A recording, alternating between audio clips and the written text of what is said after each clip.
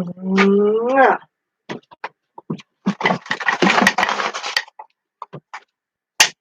Hi, everybody. Leathur Rokk here. Welcome to my channel. Today is not going to be a happy live stream. Unfortunately, if you've been watching the news, you understand the situation in Afghanistan. And I happen to have my cable back on, so I've been able to watch the news, and it's extremely depressing. We have people that cannot get out of there. Taliban has been threatening to take any apostates who were originally Muslim and converted to Christianity, and they've threatened to set them on fire. Now, this administration, in its infinite lack of wisdom, has decided to take the military out first, leaving all these people behind. And without our military here, the Taliban has taken over almost the whole country. And there are so many people that desperately need to get out. And I would like to talk about this whole issue of refugees, of who gets to come to the United States, especially in times like this when I would think that, yes, there are lots of countries and places that these people could go to, but I do believe that there are certain people, certain classes of people that are particularly deserving of coming here. I do believe we have to protect those people who were loyal to the Americans and who, the people like the interpreters, the people that helped our soldiers that are in dire, dire danger, that are running from house to house, that are moving several times a day because the Taliban knows who a lot of these people are. We left behind so many things when the military left, including lists of people, biometric information to help the Taliban find these people. And they need to be gotten out. Our standing in the world has dropped to a new low. How can our allies trust us if we don't stand by the people who are loyal to us? It's really shameful, and it's scary, and I feel terrible for all these people that are stuck out there. I gotta close my window now because of my neighborhood. And it's not just in Afghanistan that we have deserving people that need to be gotten out. There are very decent people in Iraq and in Iran who love America, who love President Trump, love our freedom. There's many people who are in these Islamic lands who don't even believe in that religious stuff. They just want out. People who believe that girls should be able to be free to go to school and get an education and not have to cover themselves completely or stay home. People that believe that you shouldn't have to be vulnerable to having your home invaded and your children taken away from you and your girls sold into sex slavery to be child brides for Taliban. Just basic human rights here. And our country has always been known as that beacon on earth where people could be free and where we would not tolerate religious barbarism, which is absolutely what is going on in the Islamic world. And there are so many people that need out of these dangerous places. And obviously there are lots of good countries, maybe not quite as good as the United States, just my opinion. But we need to protect these people. And again, this is just my opinion, but I really do believe that some people are a bit more deserving to come here than others. When you have people who don't want any part of those religious ideologies, they just want to have a safe place to live with their families and have a shot at happiness and not have to worry about their doors being broken down and their kids taken away, and where women can safely walk the streets without being harassed because of what they're wearing, being in fear of some mullahs or Taliban types or religious police. It's really scary and disgusting what's going on in that part of the world. And maybe I differ from some of my fellows in the Republican Party who are very, very, very virulent anti-immigration in some ways. And I think that you really have to, maybe it would be different, you'd think of it differently if you knew more people throughout the world, and maybe you had friends that lived in some of these places. Once it hits close to home to you and you realize that there are some good people who are in a special danger. Anybody who has a very visual love for the West, anybody who flaunts the social norms in the Islamic world, uh, anybody that looks like they dress too Western, if a guy has long hair, if a woman doesn't want to wear the veil, uh, don't get caught with the Bible over there. And Taliban are actually asking to see people's phones to see if maybe the Bible is downloaded, and they are killing people. And it's one thing if you were a Christian from the time you were born, but if you were born Muslim and you converted to Christianity, those are the people that are in the most danger. I mean, can you imagine that they're taking people that are alive and they're setting them on fire, all because they're guilty of this thing called apostasy? If that's not barbaric, I don't know what is. And since our Biden administration has decided to, first of all, when you're going to be pulling out, you don't let the enemy know what your plans are. You kind of hold certain things close to your chest so that you don't tip off your enemies. And what he has done by telling them that we are pulling out and going to be out of there effectively the 31st of August, and then you pull out your military first, leaving all those people behind. And you leave all our equipment. How many billions of dollars worth of military equipment is now in the hands of the Taliban? This could not be more blundered than it already is, in my opinion. The ineptitude is scary, shocking, and disgusting, among other words. What are we going to do about these people? How are we going to get them out? Now, there are some organizations that have been trying to airlift certain groups out. Billy Graham's son, Franklin Graham, has an organization called Samaritans Purse. They have airlifted a bunch of Christians out of there. Glenn Beck has an organization that has been airlifting Christians out of Afghanistan. That is a help. And these are people that are, Glenn Beck is using his own money to do this. Franklin Graham, through Samaritans Purse, and they're known for all kinds of charitable uh, actions throughout the undeveloped and developing world. Things of comfort like food and water for faraway places, and also things protecting the most vulnerable people.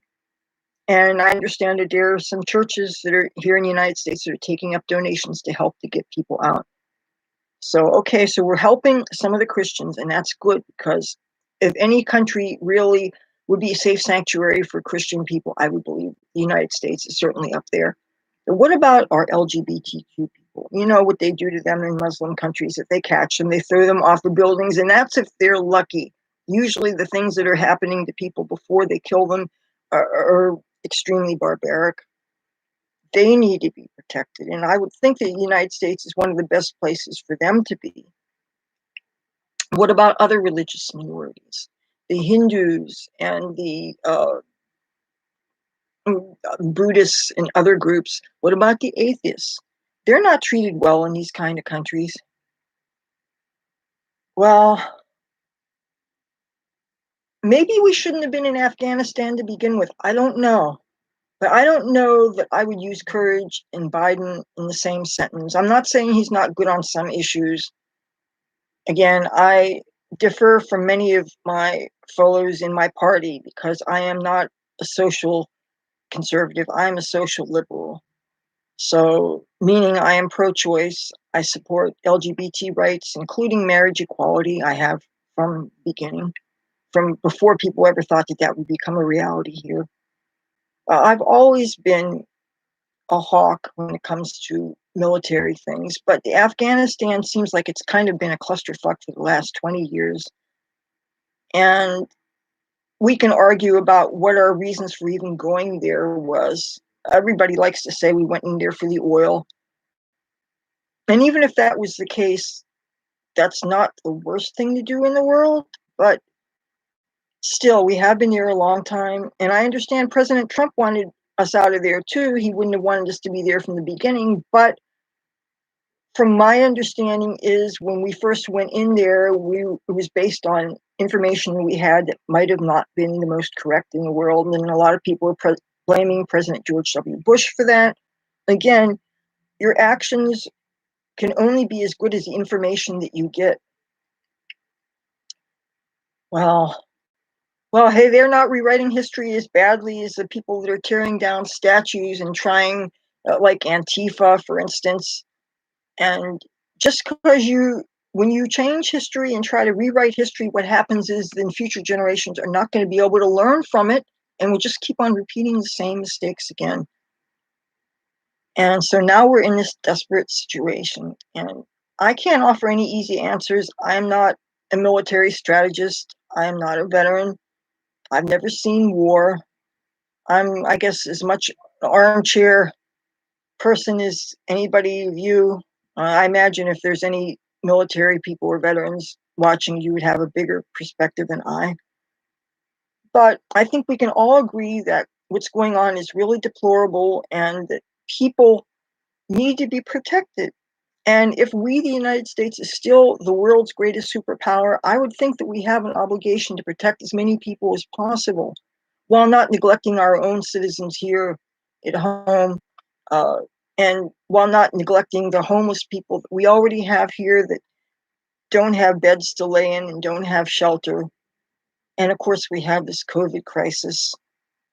And another way that I seem to differ from a lot of my fellows in the Republican Party is because I do take this COVID seriously. And I do believe in the shot, and I do believe in wearing masks when they'll do any good. And if you have the good enough kind of mask, which of course the only really decent kind of face mask is the N95 or the KN95. Everything else is kind of like using a chain link fence and thinking that's going to protect you from mosquitoes. There's just no way. The fibers are too big and the virus goes through. I have no problem being critical of the Republican Party when they. No, I was not. I only heard anecdotally about you talking about QAnon, and I will say that it's embarrassing how many of my fellows have fallen for a lot of these conspiracy theories. But then again, I'm sure in my day, I believed in some things that I didn't have enough information and experience to know what was and was not so. I was originally much more liberal than I turned out to be after 9/11. I've been a Democrat. I've been a Green. I was a member of the Green Party when I lived in San Francisco. I haven't abandoned a lot of my social liberal views. I am really very much in the middle, a little bit more to the right.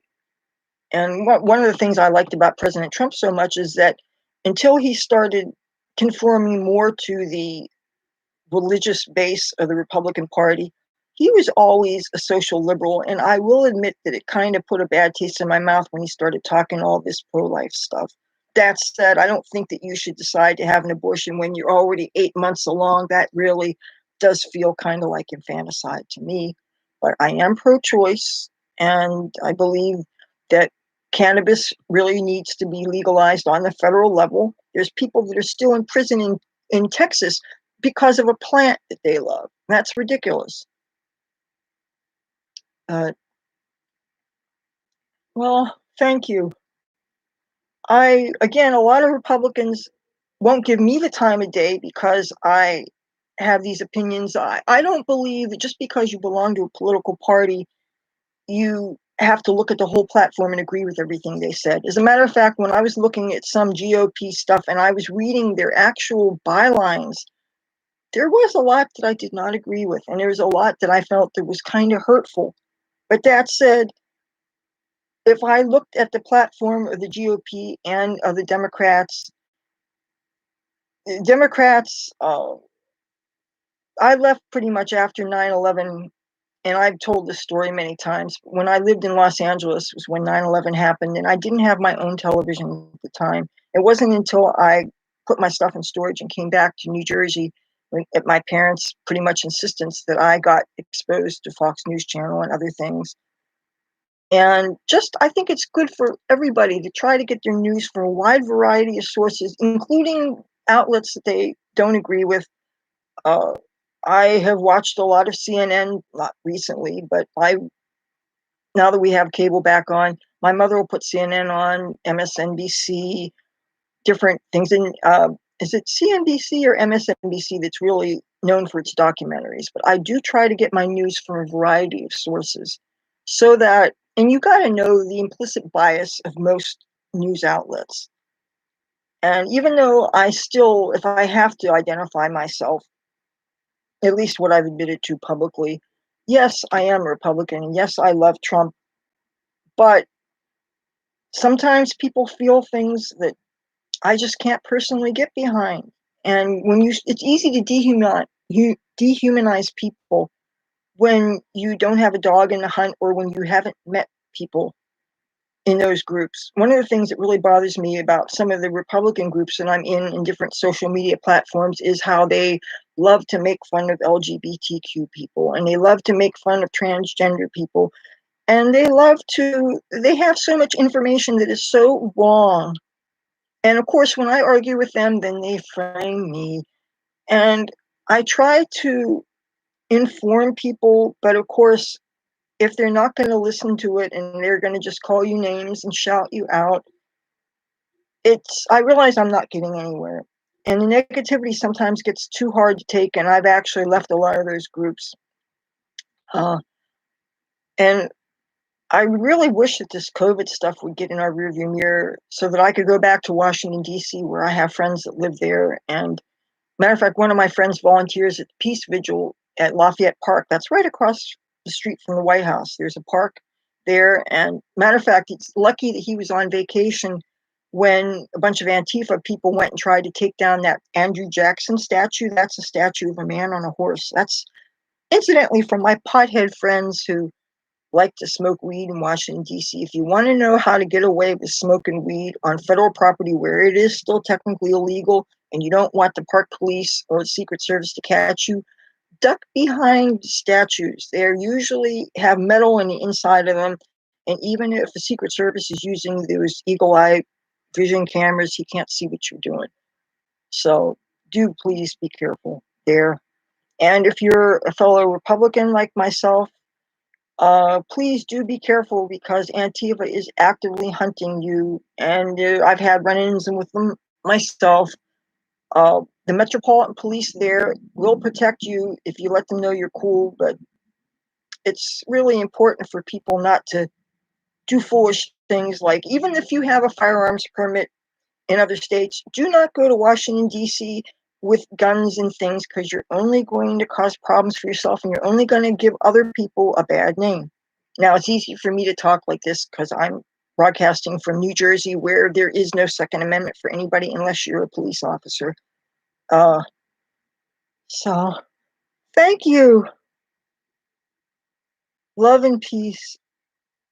Well, first of all, January 6th, I was supposed to be there. I was invited to go there, but we didn't have access to the vaccine then, and I'm taking care of my mother who's 80 years old. And the last thing I wanted to do was get exposed to COVID and bring it home to her. It could kill somebody like my mother. You know, she's 80, she has heart failure. And it's interesting, the person who one of my acquaintances was really trying to talk me into going, but at that time, our governor had said that I think we even had a moratorium that if we left the state, we would have had to have quarantined for 2 weeks before coming here. And I didn't have a safe place to quarantine. And I can't risk spreading anything to my mother, but I definitely would have gone there.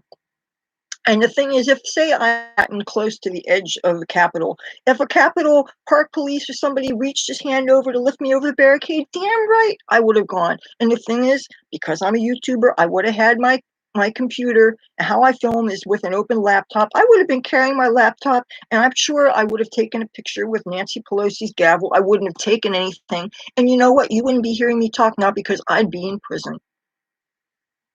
And while, yes, some people in my party did commit certain acts of miscreancy, so many more, if not most of the people that did the real serious crimes, and by crimes, I don't mean just trespassing, I mean the real crimes. Those people tended to be Antifa people. They even showed proof of people that were putting on MAGA hats just to make us look bad. It was just a bad thing all around. And of course, they blame Trump for this. I watched well, I couldn't watch it on our cable news because our cable was still shut off, but I watched his speech on YouTube, and nothing in his speech that was in Washington, D.C., in my opinion, was that incendiary as to try to get people to commit violent acts or to really do anything more than the most mild of civil disobedience. And I thought one of the great traditions about our country was that you could have demonstrations and you could talk about the things that were wrong with government, and your speech would be safe to do so. Now, it could be argued, was it a good idea to, while we were still in the midst of a pandemic and nobody had access to the vaccine, was it smart to have a great big gathering like that where few, if any, people were wearing masks? That's debatable. And the more information I get, there's a lot of gray areas there.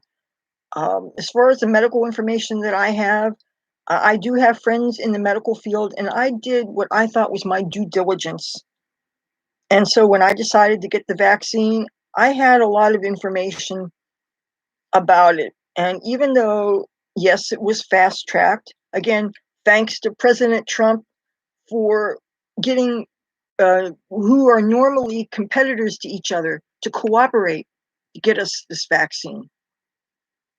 And with almost any vaccine, there's going to be some side effects. I would imagine even with the polio and the smallpox and the measles and the rubella and the Gene and Joe and who knows who, there are some kind of side effects. But how many people choose not to give the polio vaccine and the smallpox vaccines to their kids? First of all, unless I'm wrong, in order to get your kids enrolled in schools, you have to have proof of immunizations. Now, and a lot of parents don't want their kids to be wearing masks to go to school, and others believe it's the right to. And I understand that the parents should ultimately have the decision involving their children. I can understand that, even though I'm not married and I don't have kids of my own. But I know that I would be, if I was a parent and I was worried about my kids, I would be pissed as hell at some of the things that are going on in the schools, especially with the indoctrination of things like this critical race theory, which, if you're white like me, you would be told that it's your fault, everything that happened, not, despite the fact that maybe your own ancestors might have been involved in any of the slave trading or whatever. And I honestly believe, even if your ancestors did, are you guilty of your father's sins? I don't believe so. Now, the Christian people might disagree with this a little bit, those especially who believe in concepts such as original sin and stuff. I can't get behind being guilty of things that you did not personally do. I believe in, for the most part, personal responsibility. A lot of the problems I have, I can lay blame on myself, certain things that I brought on myself. You know, I enjoyed the party when I was younger. I don't regret that. When I realized it was time to quit, I did. Probably could have stood to quit before I actually quit, but hey, I don't have a time machine to go back in time and change my past, and neither did any of you. So, but I would think that most caring human beings go with the best information they have and they try to make the most intelligent choices. And hopefully they're thinking not just of themselves, but of other people. And again, that's the reason why I got the shot. I got it more for other people than I did for myself. Even if there's enemies around, in my neighborhood, there's more enemies than friends, trust me. I don't want my enemies to get this virus either, because my enemies might rub up against my friends. You got to think of the bigger picture. You got to think of other people besides yourself. And I don't want more people dying needlessly. I don't think any of you do. There's so many things that are wrong in this world, and so little we have means of controlling, and it's really heartbreaking. And another thing people aren't talking about, all these people in places like Afghanistan and all these dangerous parts of the world, what about their pets? Can we talk about that? What do you think the Taliban's going to do to the cats and dogs left behind by people? And now there are organizations that are still in these dangerous places that are trying to take care of these animals, and those people are at risk. It is really, I can't imagine how frightening it can be. I mean, I'm scared where I live because I happen to live in a very gang-infested area full of unfriendlies. And a lot of times, I'm afraid to leave my house unless absolutely necessary. I look a little obvious, if you haven't been able to tell. And then when I put this on, oh, people love that. Yeah. But then again, there's sometimes when I'll admit I wear this hat specifically to piss off some people, like my Laza neighbors. Whoops. We got two really nasty men that live next door that when my mother and I tried to take trash out and put it outside, they cussed my mother out. Who cusses out an 80-year-old woman? I thought that most cultures had respect for older people, but not the people next door. And I would get out of here. I would like to be out of here by now.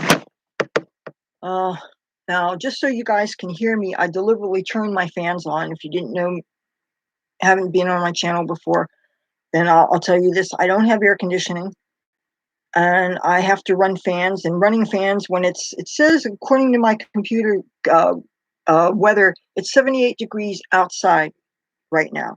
In my house, it's got to be at least 15 degrees hotter. And in order for my audio to be heard, I had to turn my fans off. I had a big microphone on order. I have a phone I'm not going to get. Oh, man, I wish I could afford to rent a studio place for my live streams and things just so I could be in a climate controlled area. I'm actually saving up to get an old school bus that I can turn into a motorhome so that I can have a mobile YouTube studio for me and my cats. And I would also like to have some recording equipment so that I could start working on my music. I'm trying to get a cheap acoustic guitar to make music writing easier because my electric guitar, unless I have it plugged in, it's not a pleasure to play. And it's really hard to write songs on an unelectrified electric guitar. And that's something, and I don't think I'm going to want a record label because then, once you get record labels involved, then they think they own your masters and they try to tell you what to do. And I'm going to insist on total artistic control. Yeah, I'm a control freak. Plus, I'm sure that since I'm a Republican, a lot of people aren't going to want to have anything to do with me. So, like with most things in life, I think it's best to do as much as you can yourself so you're not dependent on other people, especially if you're a woman. Try to be financially independent. Do not be dependent on other people as much as possible. I have escaped 2 different domestic violence situations, so I know what it's like to escape.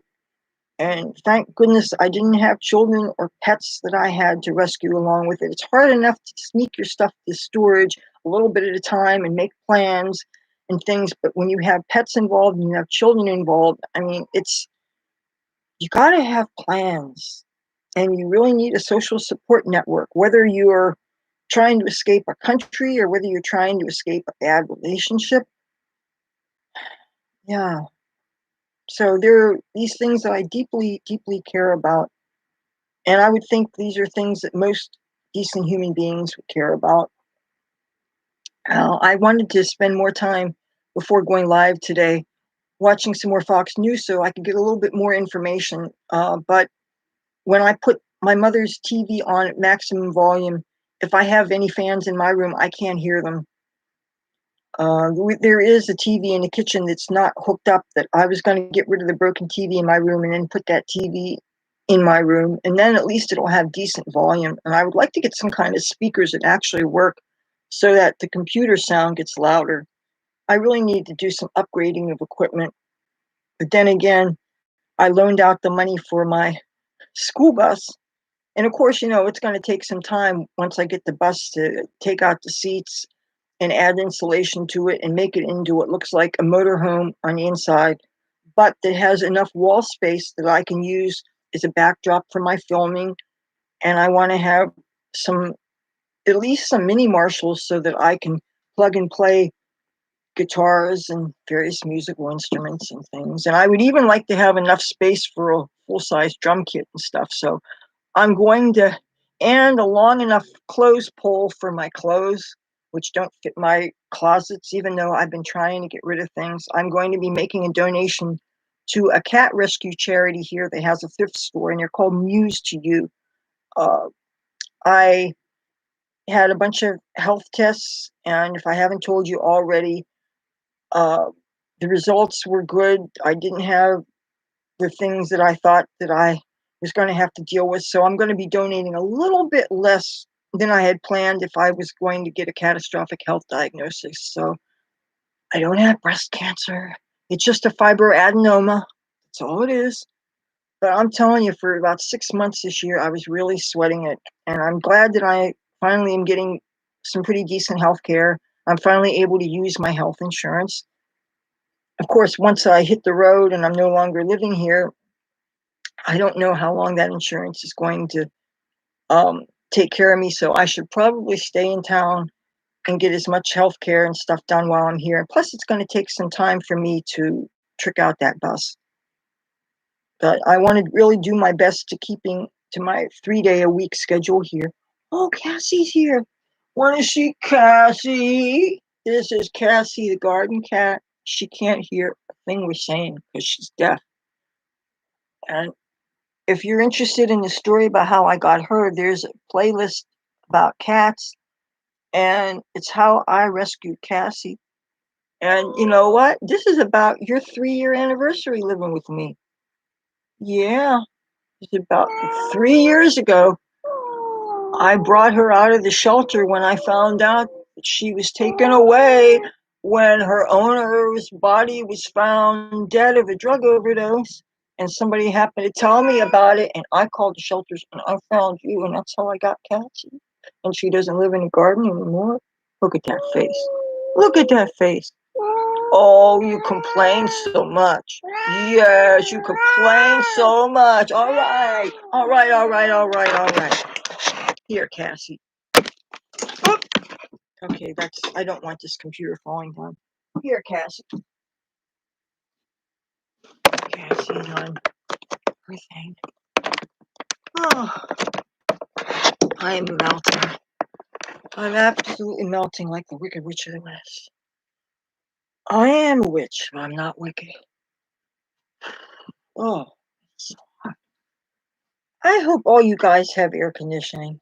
Sometimes I feel like I'm the only person in the semi-civilized world that doesn't have it. But, you know, if your electricity is not included in your, along with your rent, then air conditioning really adds to your electric bill. And we're lucky that we're able to come up with the rent. You know, this COVID has really affected a lot of people's economies, including ours. And of course, actually, my mother's economy was affected even before COVID hit because she used to work at the Trump Taj Mahal Hotel Casino. And when their union went on strike, they ended up closing the whole casino. And her health started to go down after she lost her job.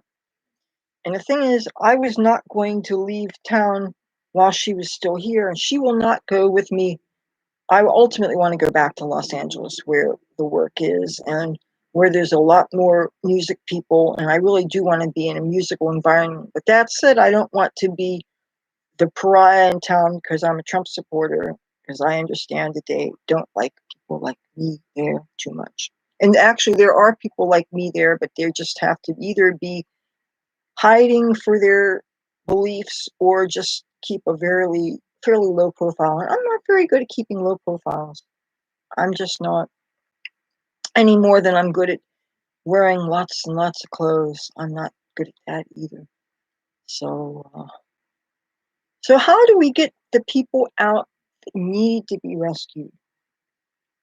And who cares about the people that are not Christian but still aren't Muslim and need to be out of those places? There are people who I believe are deserving.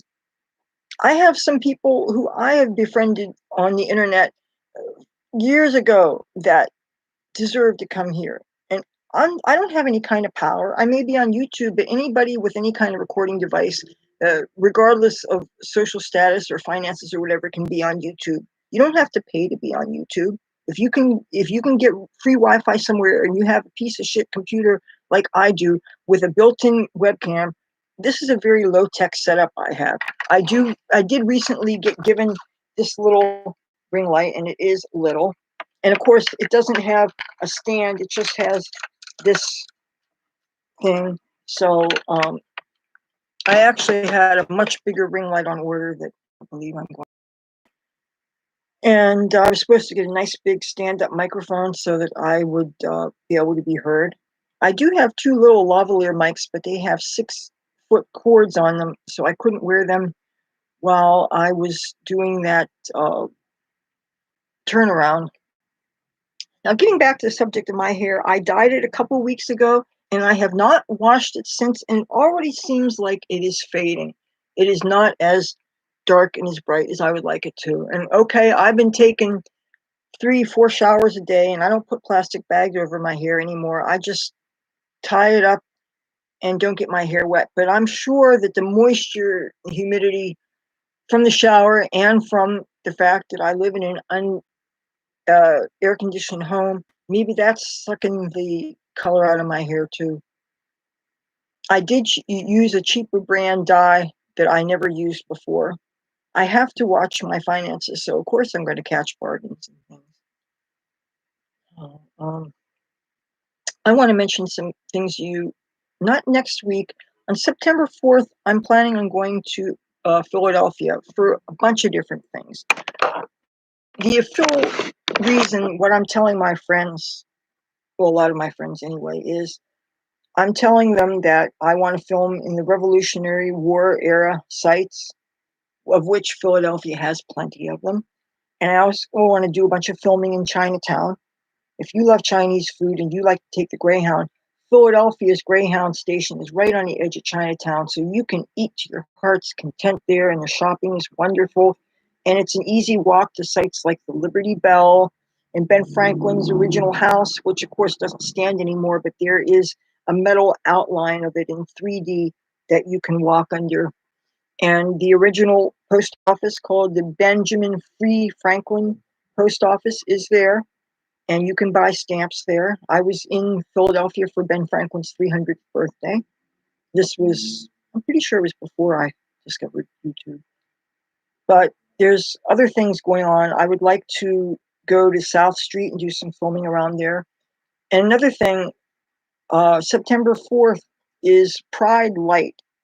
I think you guys know what that is. And that's going to be at the, oh God, what's it called now? It's a waterfront. My brain, I actually got a decent night's sleep last night. I used to get up just before noon so that I could go to lunch up the street, but I think that ship has sailed. So I was up till about 5 o'clock in the morning, and then I took a shower and I went back to sleep. And then I didn't wake up till 2:30 this afternoon. But I knew that today I was going to be talking about Afghanistan and the refugee situation and stuff. I got one of the slowest growing YouTube channels around because I refuse to niche down into just one topic. I can't be confined like that. You know, my life is more complicated than that, and I have a variety of interests, as I'm sure most people do. So I guess when you watch me, you're never quite sure what you're going to get. I know if I hit you over the head with politics too much, the people on the other side are just going to get pissed off. And I have friends on all sides. I never set out to be doing a lot of cooking things, but sometimes that's easy to crank out, just like a makeup tutorial is easy to do. Aaron Lewis, hello. I'm so glad you're tuning in. It's 11:49 p.m. Hey, at least if I start before midnight, I feel like I'm technically keeping to my schedule. And going live is kind of easier in a way, because then I don't have to spend time editing, and I don't have to spend time doing export through this slow as all get out computer. Oh, look who's here. Look who's here. Tabby boy. Come here. Who's my baby? Oh, no, you don't. No, you don't. Oh, look who I got here. I got my Tabby. Yes, I am a club kid. A club kid who's really pissed off that I have not been on a dance floor in so long. Oh, and half the time it's been raining weekends here. I was supposed to go to a rave last Saturday night. There was a rave on the beach. I found out about it, and it's got that techno music, and I really enjoy. Did you know Beck Lover in New York City? The name does not sound familiar. I have not been in New York City since 2012. Last time I was there, let's see, I used to go to the 9/11 memorials a lot. I've been to lots of prides there. I've been to the RNC NYC when President George W. Bush accepted his party's nomination for a second term. I've never been a delegate or anything. I just went to show my support. About the only time I ever got a cool, chilly reception in New York City was when I wore the Bush shirt. I used to go to, let's see, clubs I have been to.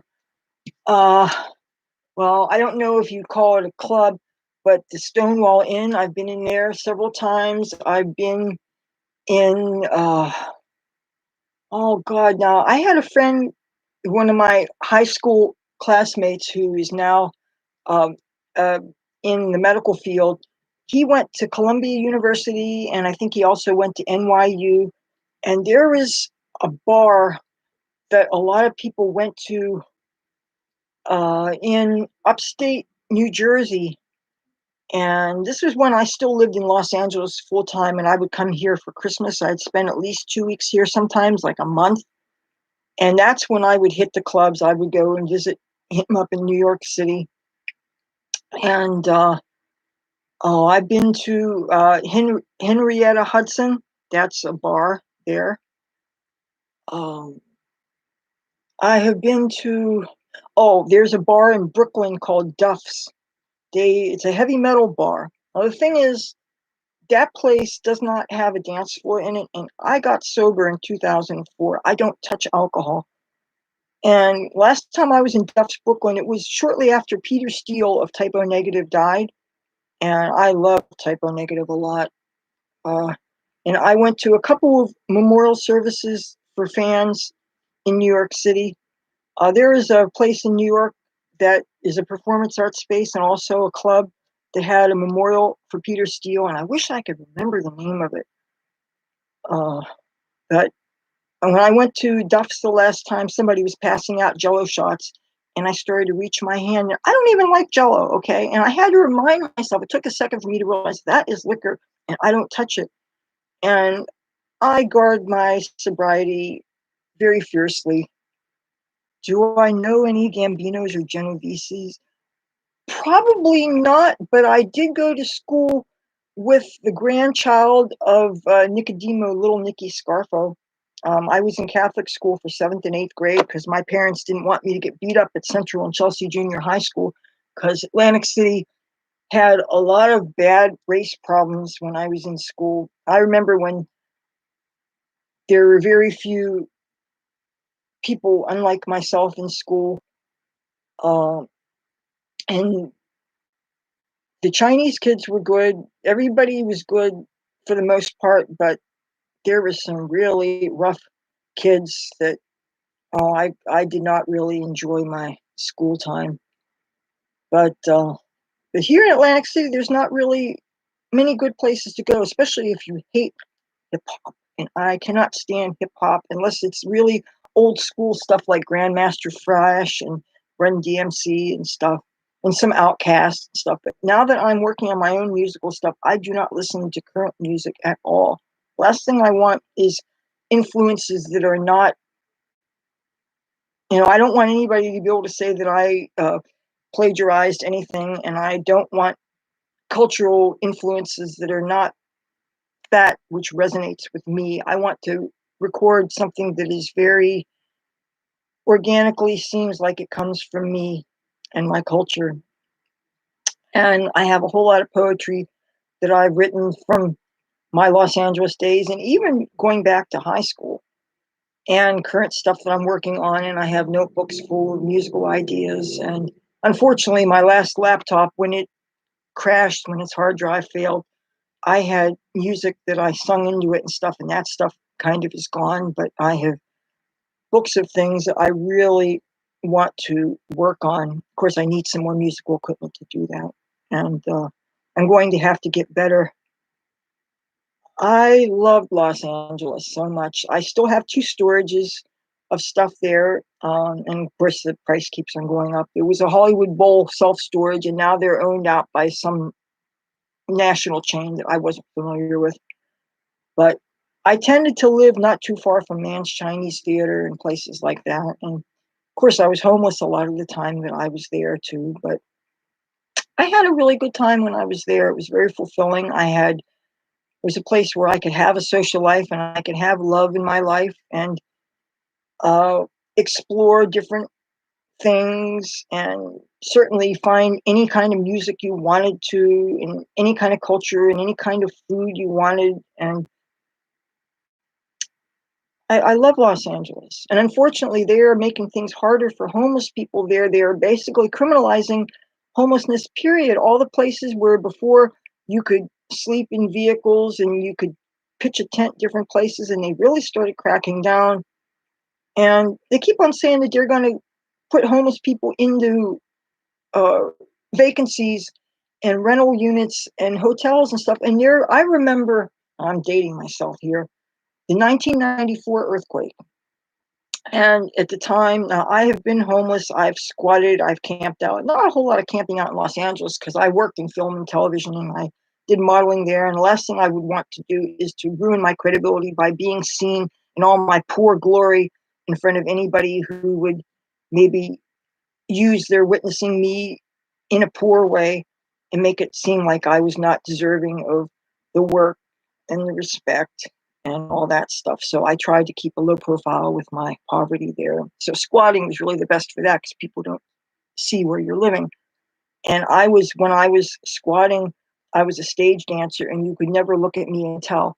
And I had friends who were gutter punks and I had friends who were gothic people and all kinds of people. And a lot of them were squatting too. And a lot of them actually were also movie extras and worked with me on sets in many major motion pictures and television shows and did some commercials and Rokk videos. Of course, that was a lot of fun.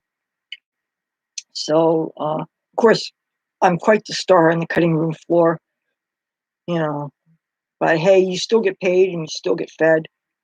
And I miss Los Angeles dearly, dearly, dearly. A lot of my friends have died. A lot of my friends have had to move to the outskirts because it's gotten so unaffordable there. And so I'm thinking, since I've never been really good at paying rent, if I buy this used bus and if I make it into a nice living quarters for myself and my cats, I want to invest in a litter robot so that I don't have to scoop cat litter.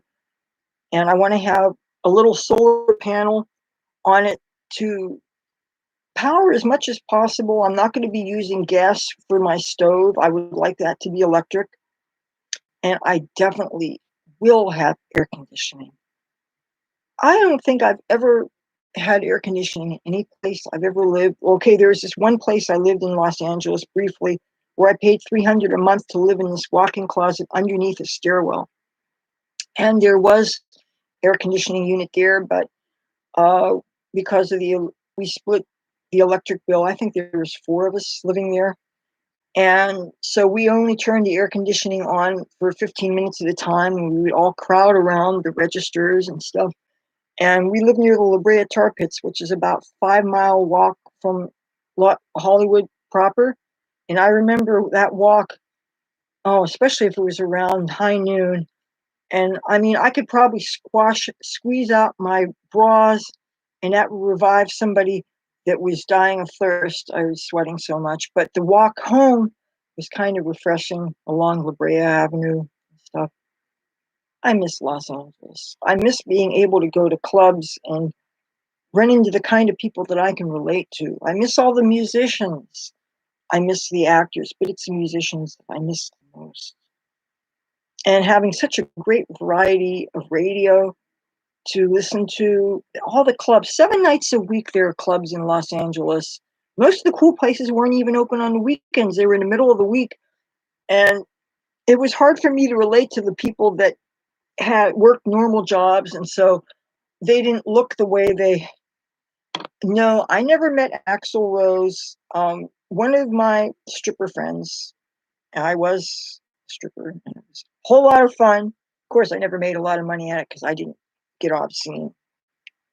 But one of my stripper friends, who really was it Axl Rose that she liked, or no? Oh no, one of the things I personally saw at a club called the Cat House.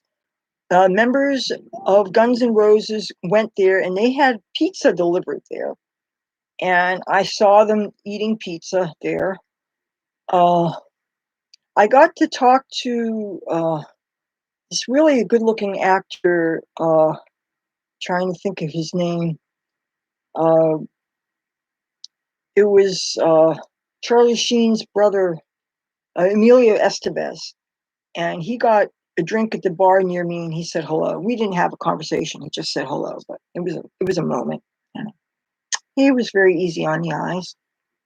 Uh, that same stripper girl who I'm talking to you about, she was friends with Lars Ulrich of Metallica, and she may have even been seeing him, and nobody bothered to tell her that he was married at the time. And I think it's really lousy when people keep certain things from people. I would think that maybe if she'd known he was married, she wouldn't have gone there. But then again, if he was married, he had no business messing around on his wife, unless, of course, they had an open relationship. That's all. It's different if you get somebody's permission, but if you don't have their permission, you shouldn't be sneaking around. It spreads disease, and it causes distrust, and it's just not nice to do.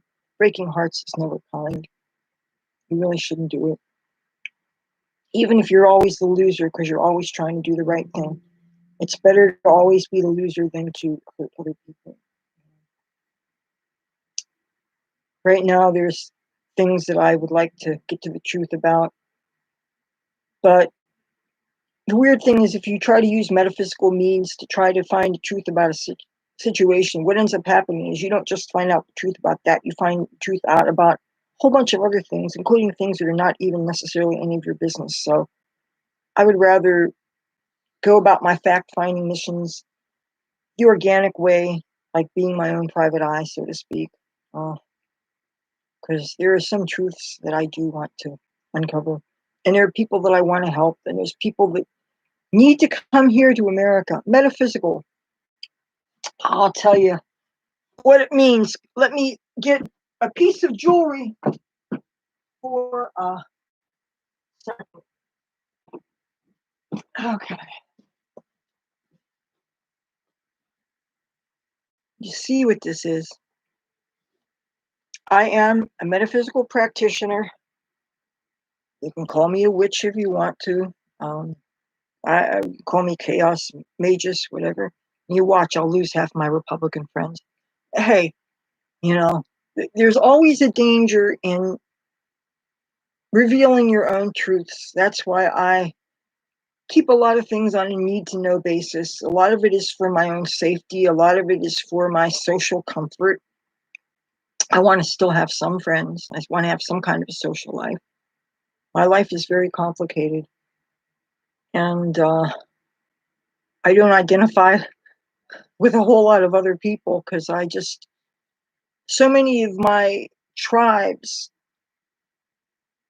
wouldn't want any part of me because either my religion is different, or my social interests are different, or my political party's wrong, or my lifestyle's wrong, or they're dog people and I'm a cat person, or just, I think that there's so many people that are looking for reasons to exclude. And I think that really sucks, because I think that the more you get to know people who are different than you, the more you realize how much we have in common as human beings. And that's why I really actively seek out all kinds of people for my friends, even though, yes, I'm looking for people that I can understand, who I think can understand me.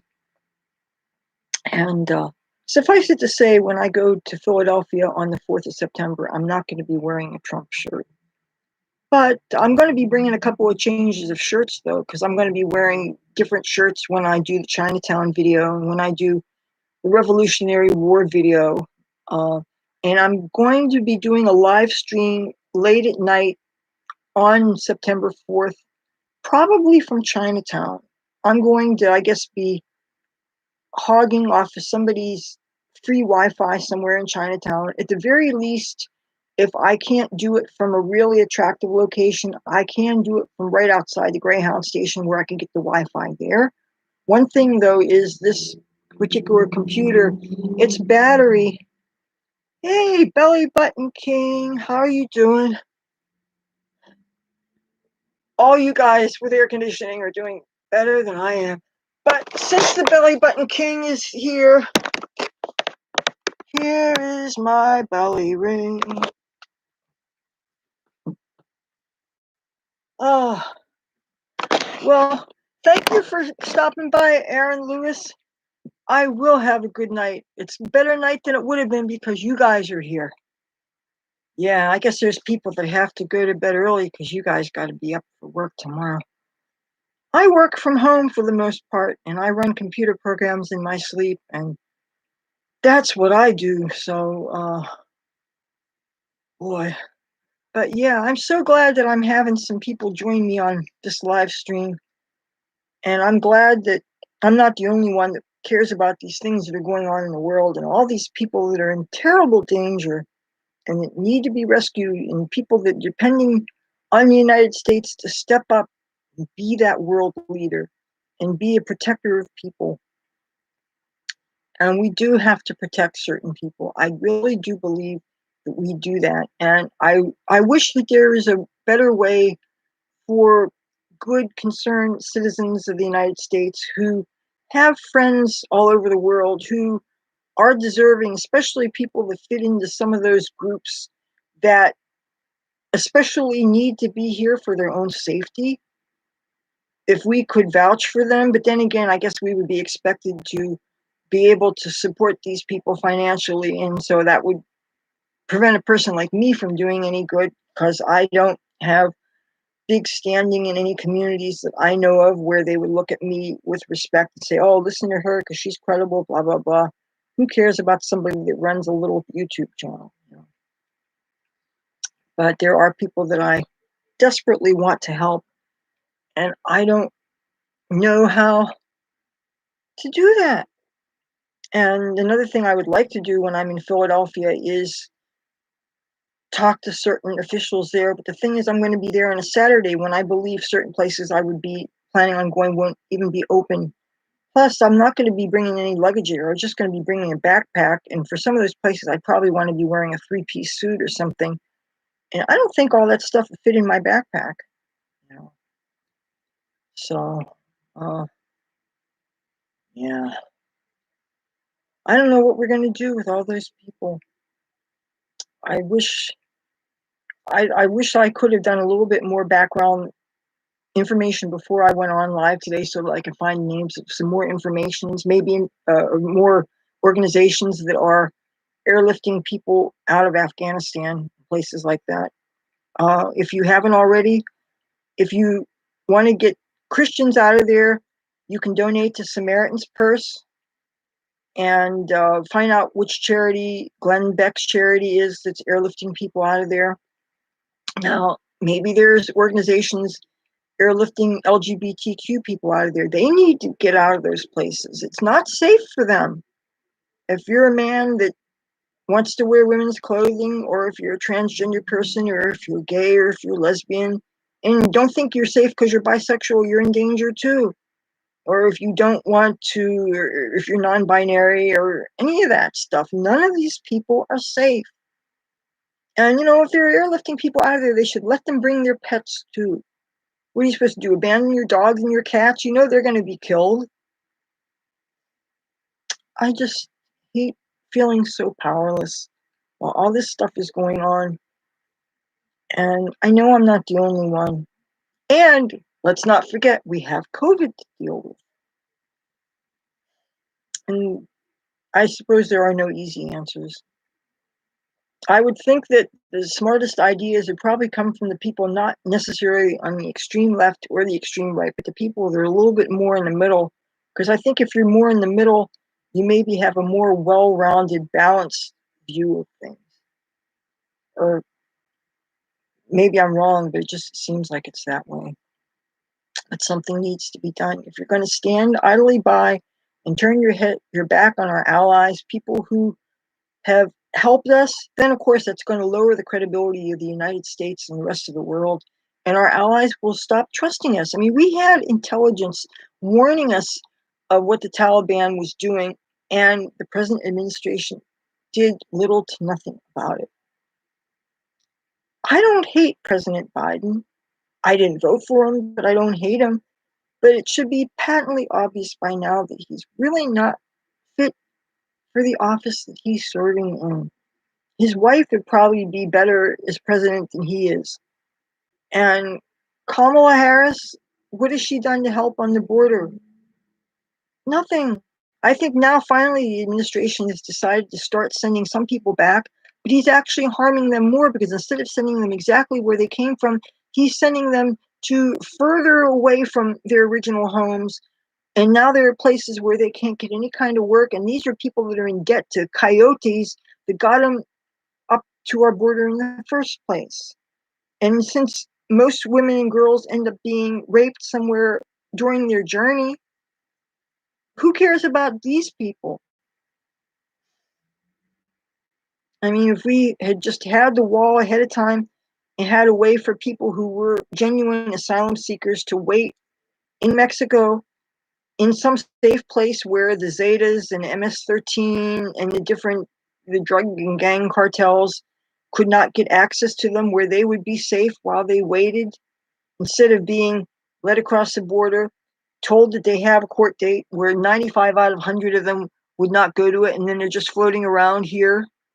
And of course, the people who have COVID that are out spreading it freely. And what about the people who haven't been tested and don't even know their status? And COVID seems to be spiking here in the South and in Texas and in the Midwest. And we can't agree on how to deal with this problem. We have a lot of issues to deal with here. And I just hate feeling so powerless. I mean, I got my shot. I got enough masks for 10 people. But I can't do anything to get these people safely out of those terrible areas. And what about these other countries that really should step up to the plate and let these people go? I mean, what if some people who really deserve to come here can't come here straight, but they have to go to other places first? And then how long are they going to be in those other places before it's safe to come here? So much to think about. And I guess I have more questions than answers, and the answers are not easy ones. But again, if you have financial means to do so, and you can, I encourage you to donate to some of those organizations that are airlifting people to safety. Time is running out for the people in Afghanistan, especially the so-called apostates, the people that were born Muslim but converted to Christianity. They are burning them to death, and they need to be rescued. I mean, I can't think of anything worse than that. Can you? We've got to get these people out. It is a humanitarian thing. And if you're watching from other countries, would like to help, please, something has to be done. I mean, I'm one person and I'm micro influencer, if that, on YouTube. I'm a serious nobody, but I know that people do watch my videos from all over the world. And for whatever reason you watch my videos, I know that you must be a caring person. You must care about other human beings. And we've got to get these people out. All right. I guess that's all I have to say on the subject. I gotta take this back to my stand-up desk. If you like this video, please do give it a thumbs up. If you like me and my content and you haven't subscribed yet, I encourage you to do so. When you do, hit the bell so it looks like it's ringing, and that way you won't miss anything. I cover a lot of subjects in my videos, even a little bit of cooking, definitely cats, the politics where I need to. There's something for a lot of you guys, and I would love to have you along with me on my adventures. Till then, please stay safe. Hug your loved ones. Don't be spreading the COVID. Just be careful, love yourself and other people, and I'll talk to you in a couple of days. Bye.